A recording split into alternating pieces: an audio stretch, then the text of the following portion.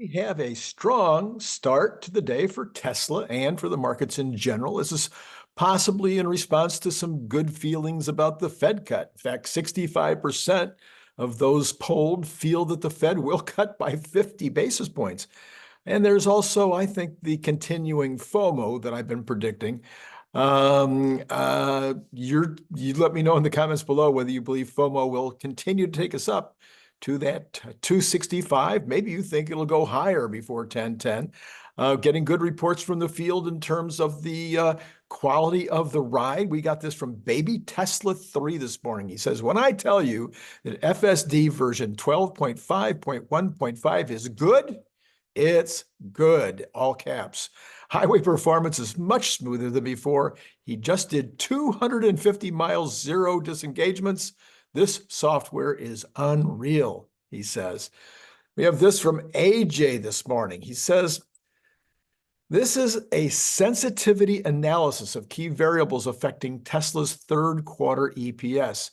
It shows how a change in deliveries, ASP, energy storage deployments, and energy storage pricing affect third quarter EPS. For example, as he's pointed out previously, there's a significant uncertainty around the third quarter U.S. deliveries number. If my estimate is too bullish by 10,000, what we've talked about, what he gave us the other day in terms of his estimate, would have a big impact in terms of the earnings per share.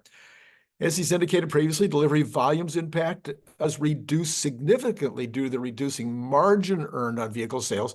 So that, it's not as important as it would if the margins were 25%. Previously, each gained lost vehicle unit sale had a significantly larger impact. This is what this analysis demonstrates. If you go from 488,000.4 in your base case to 480,000 period, instead of 0.4, the EPS changes from 57 to 56, a minus 8 cents. For this reason, at the margin, Tesla's quarterly volume comprises mostly headline risk rather than financial risk this close to the deliveries announcement date. So, in other words, in general, we're seeing that as energy becomes a more important part of the entire picture, as we've got margins that are staying within a certain framework, that are getting easier and easier to predict within reason, as we get numbers in volume, then the number in volume, the total number of units sold, becomes less and less of an impact on the bottom line. And there's, of course, other things too, like those energy credits and the interest income, income from, there's just all these other sections which go straight to the bottom line that make the exact numbers on auto less important, not unimportant, just less important. Gene of the EV universe apparently had a chance to go over to that show in Germany, take a look at the trucks, at the semi-trucks that are on show there. He says he learned a few, by the way, thank you, Larry Goldberg for posting or for forwarding this one. I learned a few new things checking out the very first Tesla Semi in Europe today. Number one, Tesla's already designed the Semi with a sleeper cab in mind per the team.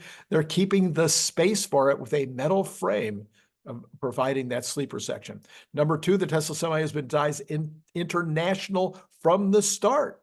So they didn't have to change very much for the European entry, only minor details like wheel covers. Think about that. Semis aren't gone. They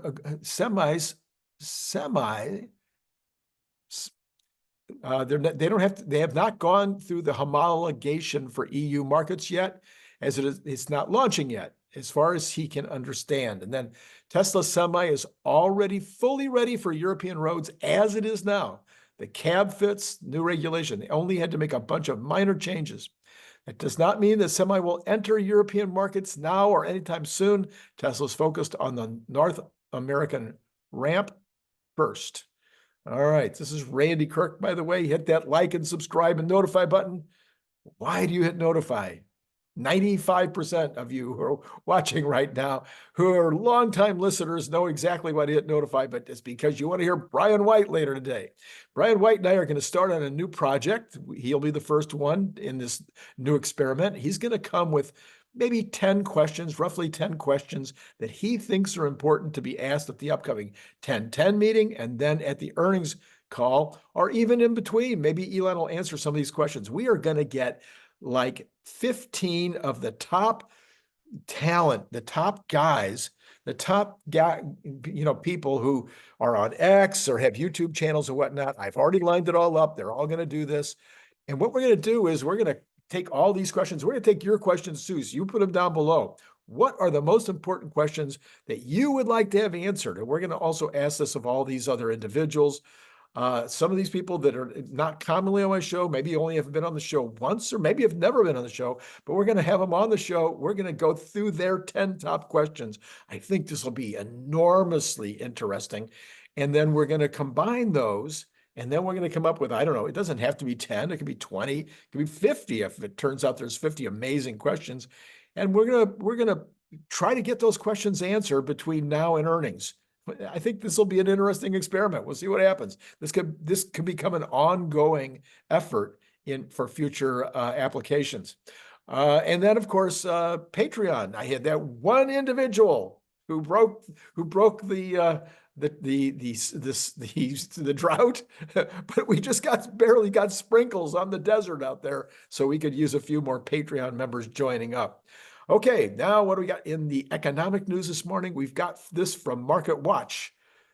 First of all, sales at U.S. retailers barely rose in August, and another sign that consumers have tightened their spending. Sales inched up only 0.1% last month, according to the government. The increase was slightly better than expected, which economists polled by the Wall Street Journal had forecasted a 0.2% decline, because they thought the car sales were going to be a big drag, but apparently car sales came in a little better, with retail sales at 0.1%, whether cars are in there or not. So car sales were up a little bit, flat to up 0.1%. Retail sales represent about 1/3 of all consumer spendings. Always keep that number in mind and offer clues on the strength of the economy. Sales have risen at a 2.1% pace in the last 12 months, but of course the 0.1 would only be a 1.2% increase annually if it continues out. A modest increase that is somewhat below the rate of inflation. Before the pandemic, so in other words, inflation, if you got this is not inflation adjusted. So if the sales are going up at 2.1, but inflation is going up at 2.7, then you actually have unit volume sales dropping. All right, big picture. Consumers are still stingy. They are still spending enough to keep the economy growing, but barely. Household spending accounts for about 70%, as mentioned a minute ago. All right, so then we've got this from A. Pompliano. Wow, 39.8%, let's call it 40%, that's an easier number to remember, of all U.S. homeowners are now mortgage free. Well, okay, that's interesting, but is this big? Is this a big increase? Well, it's an all-time high. It's up from just 32% in 2010. Now, I'm big on demographics, and everybody should be. If you want to follow the economy, if you want to follow the stock market, if you want to follow even individual stocks, you should really study your demographics, because they impact everything. People my age are not as interested in hot rods. Well, I'm not sure I can make that claim. Anyway, certainly by the time they're getting around my age, less interested in hot rods. For instance, what is a hot rod? Some people are saying. Anyway, but one indication is right here. Look at how the demographics are impacting this. First of all, people are staying in their homes longer, and folks like me are aging out in-house instead of moving into apartments or whatever, or moving into the kids' house or whatever. People want to die in place. Well, 40% of the folks owning their own home full out, no mortgage, that's an impressive number, and it impacts a lot of stuff that goes on out there in terms of the economy. Well, it says following this is the industrial production numbers Remember last night, Larry and I talked about this. Would this be important? Would the market care? It doesn't look like the market cared very much, but following a sequential decline last month of 0.9%, U.S. industrial production rebounded by 0.8% in August. That would give us like 2 months in a row of flat, thanks in part to a strong rebound in the production of motor vehicles from the previous month being down. The latter rose by almost 10% last month. So car sales rose by almost 10% in this current last month after a fall of 9% in July. So you can see those two just flipped because of we had this problem with the hurricane and all kinds of weird things happened. So the overall manufacturing output rose by 0.3% month on month when you exclude automotive. So according to the Federal Reserve, the capacity utilization rate in U.S. industry improved by 0.6 points to 78 in August, but that's still not great. The normal industrial production, what you want, your capacity is close to 80. This says 90. I mean, says 78. But I just said wrong. I just said something wrong there. Close to 80%. 80% is the number you're looking for. They say on this one 79.7, but 80%, again, easier to remember. Then we have this breaking. Builder confidence in the market for newly built single-family homes was 41 in September, up 2 points from a reading of 39 in August. This breaks a string of 4 consecutive monthly declines. So this would make sense. They think interest rates have come down. Remember, mortgage rates are not going to be established by what the Fed does, although the anticipation of the Fed move causes the treasury bills, the 10-year treasuries, to go down.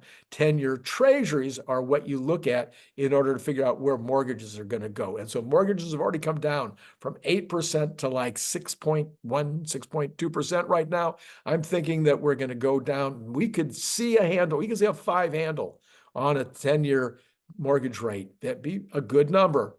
Maybe 5.9. Maybe it'll stay at 6, 6.1. But we're likely, after the Fed cut tomorrow, if there's any change at all in the treasuries tomorrow after the Fed cut, it might be a small change, and it might mean that mortgages are going to be kind of flat for the next few months because they've already anticipated what's going to happen with the Fed.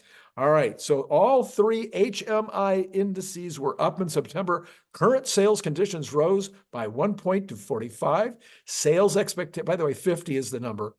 It's a 50 is your average. Sales expectations was up by 4 points to 53. Traffic of prospective buyers posted a 2-point gain to 27. 27, that's a low number. The latest HMI survey also revealed that the share of builders cutting prices dropped in September for the first time since April, down 1 point to 32. As interest rates come down, prices will go up. Moreover, the average price reduction was only 5%. That's the first time it's below 6% since July of 2022. Meanwhile, the use of sales incentives fell to 61% in September, down from 64%. The outlook is for more of the same. Steady, if lackluster, spending is what they are expecting. All right, let's take a look at how the markets are receiving all this information. And you would be right if you think that all of that's pretty good news. Not great. The economy's not doing great. Overall, I think it's in recession. But the kind of news that you're hearing here would suggest this recession, if there is one, is very shallow and won't last long, probably. Okay, Dow Jones up 197, NASDAQ up 137, S&P up 32, Tesla up 551. It was up as much. It's been up, I think, $7 at one point. We have got the Magnificent Seven. Apple down, continuing to be under pressure. I don't exactly know why. And then you've got the rest of the Mag 7 all up. Some of them, like Microsoft, up pretty good, $7.08. Then you've got all the Cathie Woods up this morning, marginally, not huge. Square up $1.87, so that's pretty good. PayPal also 94 cents. So those are pretty strong moves. Okay, so let's go ahead and, I'm sorry, percentages. That would be 0.51 for the Dow, 0.80 for the NASDAQ, 0.58 for the S&P, and Tesla up 2.57. Almost $6 again now. All right, moving up, been up and down, moving positively right now. All right, let's go ahead and look at those bonds. They were up this morning earlier, still up. You got the 10-year up 2.3 basis points at 3.644. I would say that we're just, right now, the bond market is trying to decide where to be. I think this would suggest a little bit of a change in heart with regard to the decision by the Fed tomorrow. Maybe they're thinking that's a little less chance of the 50 basis points. You've got the 2-year up 5 basis points this morning, getting ridiculously close to going back into inversion, but it's still 3 basis points away. Now, here's what's really interesting about the bond market this morning. Listen to this now. You finally have the 2-month breaking. The 2-month is jetting this morning, down 3.9 basis points, which means, of course, the price of the bond is up a lot. So falling under 5%, 4.949, and reducing dramatically this morning that inversion between the 10-year and the 2-month. So I've been saying for a long time, this 2-month cannot hold. I've been saying that. It's not investment advice, but I'm just going to say it again. The 2-month is currently, on a streak, and my guess is the streak will continue. All right, let's go on to oil. That's a guess. I don't really know that much about bonds, but it's just math. The oil market up another buck this morning, 71.11 for Texas Intermediate, Brent at 73.52, and natural gas this morning up 2.11% at 2.42. Some people thinking it'll go over 3, but and again, we're recognizing now that this is highly sensitive to weather, and if they think it's going to be a cold winter here or in Europe, then it will probably go over 3. And my understanding is that most of the market makers don't think they can get a good handle on winter weather until later in October. By the way, speaking of weather, not very many hurricanes this season after the very warm Mediterranean. Everybody was expecting a huge hurricane season. So far, not developing, and we're now halfway through September with only October and a little of November left in the season. We've already passed the peak. So that has been an interesting development. Gold flat this morning, 2,608. People this morning talking about 4,400 as the goal. I don't know what the goal, but maybe where gold is headed. Silver this morning is up 0.64% at 31,325. I did see a headline. I did not go into depth, but the headline said that silver is actually outpacing gold in terms of being up, but I don't know over what period. Sorry. I should have gone back and looked at, I apologize. But if you're very interested in silver, go back and look for that headline. It just said that silver was outpacing gold. Copper's up 0.28% this morning at 4.285. You've got the dollar dragged down because of the 50 basis point Fed wager right now, being at, again, 65%. But the dollar is actually up against the yen, 0.77. And down against the euro, 0.08. So not being dragged much. The headline is incorrect. You've got Bitcoin up 2,199. Call that 2,200 at 60, over 60 again, 60,221. Well, how about that? That is a surprise in a way. All right, let's go back. I'm gonna wait on this Tesla call for just a second here while I talk about what we're doing this morning. So Brian White later this morning, and what we're going to do is I'm going to do something very unusual. Did I already talk about it? Yeah, okay. The 10 questions, the most important questions.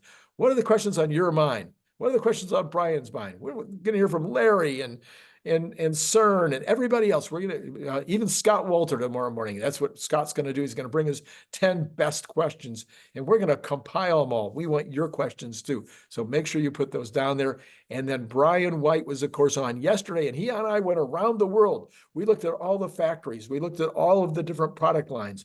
We looked at every single thing, every single bit of news nugget that Brian understood that maybe I didn't know, maybe you wouldn't know. If you didn't see that video, you want to go back and take a look at that. The card will be right there. And then let's now take a look at that Tesla number. It is now at 562, so kind of falling back just a tad, but it's been in that range all morning. Basically, the times that I've looked, it's been right around, say, from $5 to $7. That's been the range so far today. But hey, we'll take any of those in terms of an update for Tesla today. No guess as to where we're headed. But tomorrow, of course, will be the big day. And then maybe everybody can relax for a minute after the Fed speaks tomorrow. All right. Hey, listen, it's been great talking to you.